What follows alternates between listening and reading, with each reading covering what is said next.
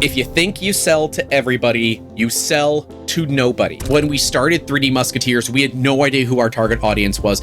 And I would argue that even today, it's the exclusivity side of it, right? It's the fear of missing out, the FOMO. It is. But, you know, C2, you guys have had a much more refined system. I don't think you're on the one shot, one kill kind of thing. I think you're on buckshot now. So, you know, instead of a few hundred BBs, you're at 8 or 9. So you have kind of more refined targets of what you're after. And that's a big deal for a lot of businesses. And, you know, people might be saying, but Grant, I don't make 3D printers. I make 3D prints. And that's fine. There's nothing wrong with that. You need to look at your market. The information that's in this is exactly the same. It is. The people might be different, but the actual knowledge that we have distilled and the process, that's the key bit, the process of marketing is universal. And like you can design a video game, because that's actually where my background lied when I was at university. Was I was doing games programming. I did the undergrad, I did a master's in AI and VR and all of that. And one of the biggest things that we are taught in video game design, obviously it's all programming and it's a really fun course. And I actually recommend it. If you want to do programming, but you don't want to do very boring programming, do video games. It's the same code, just fun. But one of the big things is, which is why video games take longer to learn, is you have to learn psychology and marketing, how to market a story, how to make something compelling to someone. And those teachings of how to build a good video game are the exact same teachings of how to sell a good product. And it's the same teachings of how to be charismatic and do service. All of them are the same lessons on repeat. And you can just distill the information out and ignore anything that's unrelated, but it's the same stuff. So don't think like one area doesn't link to the other. It does apply, but it might not make sense as to how it applies. And so the big thing, if you think you sell to everybody, you sell to nobody. If you say that everybody is your target audience, then you don't actually know who they are, right? If all you're doing is selling 3D printed dragons on Etsy, you're not targeting the average consumer. You're targeting someone who is looking for something cheap, looking for something probably fast, and they're looking for a specific product. And the only ways to differentiate on Etsy are to run a bunch of ads and hope that you get onto the front page, be the cheapest provider out there, or be a fast provider, or have a huge YouTube channel where no matter what, people are going to find you anyways because of your name association. Those are ways to do it, but I would argue that the dragons and the other Etsy bullshit, it is not a way to create a profitable long-term business. It's just not, in my opinion. Yes, there are plenty of people making tens of thousands of dollars of dragons and selling them, but you are competing on a worldwide scale. You likely don't have cheap labor, cheap access to materials, cheap 3D printers, and the space to quickly expand if all of a sudden your shop does get heavily noticed. You likely don't have those abilities.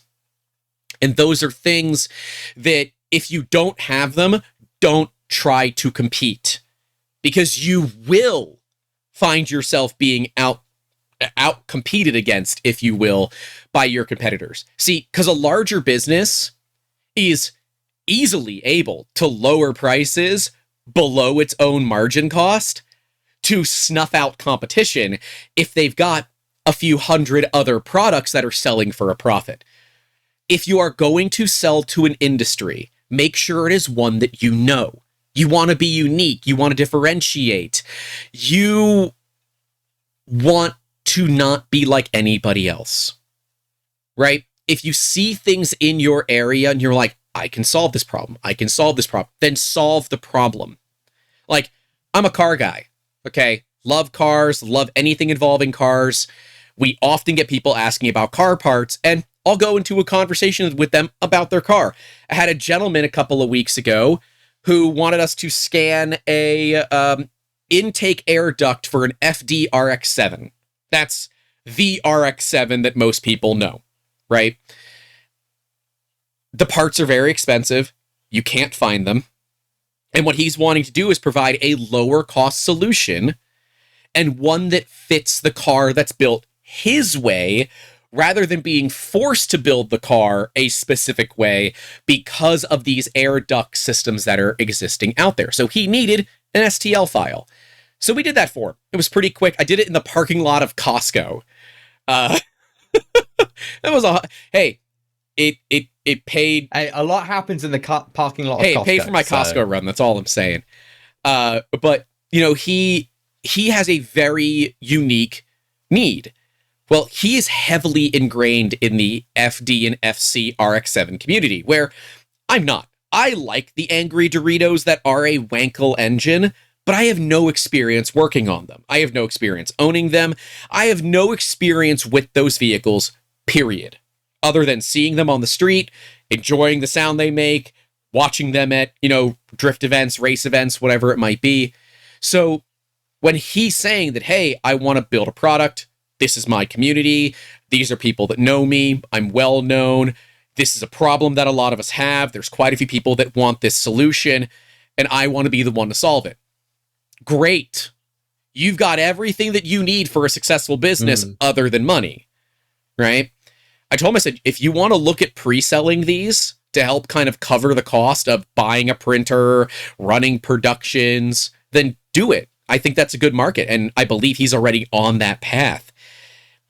That's where someone who's got a hyper-focused market, that is a one-shot, it's a sniper right there. That man is a sniper. And he's using the money that he will hopefully make from it to replace his wife's 800 horsepower S13 or S14. It's an S13 or S14 Sylvia, and with an R34 GTR for her daily. That's someone that really understands their target audience, and that's a big deal.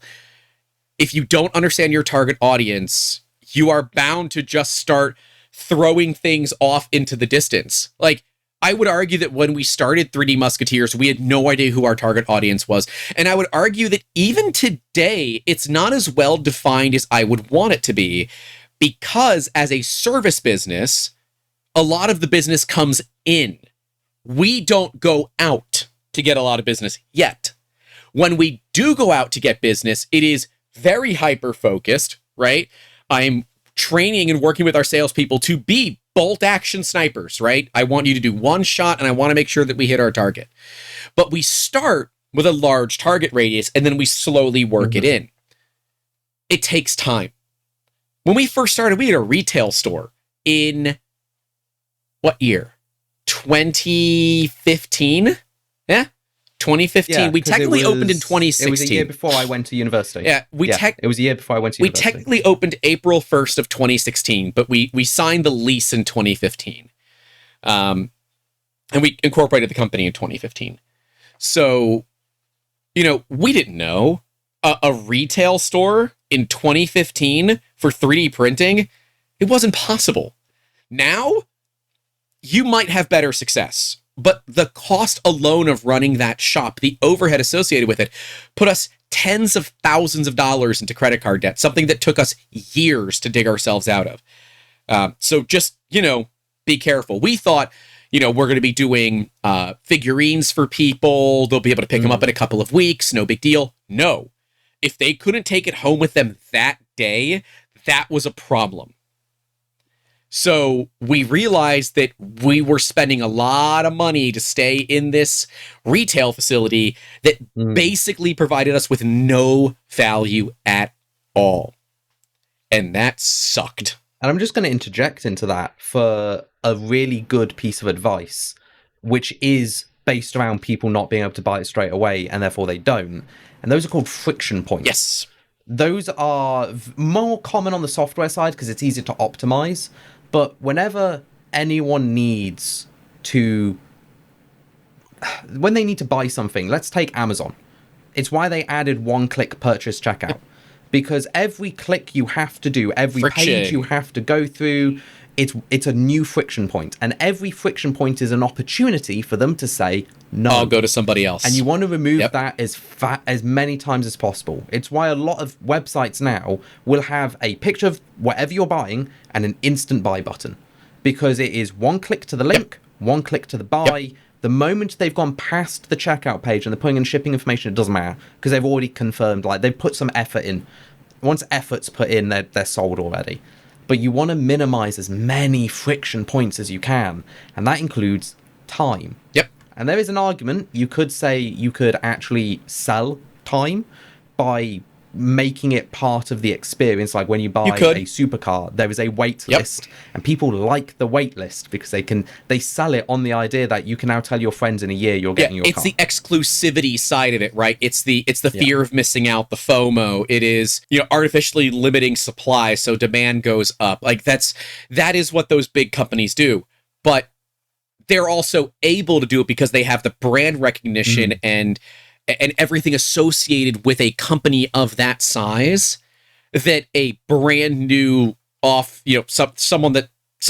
company that nobody has ever seen before doesn't have, right? That is the problem with having retail in 2025 and beyond. Yep. And I would argue that some friction points are actually okay. We deliberately have some friction points in doing business with us. So you can call us, right? The phone number is on the website. You can call us immediately. It's right there, right? But we are actually currently A/B testing. I think it's get a quote and talk with sales. That's I think those are the two things we're testing right now. And I don't know which one works better, but if you wanted to book a meeting with somebody on the team, whether it's myself or somebody else, to book that meeting, you have to click a link. That link is a button, but it doesn't look like a button. It's deliberately designed to not look like a button. So that if you're just really trying to rip through this and you want to talk to somebody, you don't want to book time with them, you want to talk with them. So we make the phone number easy for you to find. We make it a little bit more difficult to book time with us, and then that way we don't get a bunch of BS, bookings, and it works out quite well, right? That is a great system that we've implemented years ago, and it has been something that we've stuck with because it works well. Because, most of the time, those meetings, I take them, and it uses my time. Well, my time, if I'm wasting it on something like that's not possible, I want to get them in and out of the shop as quickly as possible, right? In and out of the Zoom meeting as quickly as humanly possible, so that we're not wasting their time, they're not wasting our time, and that we can get them a usable, workable solution before they get pissed off.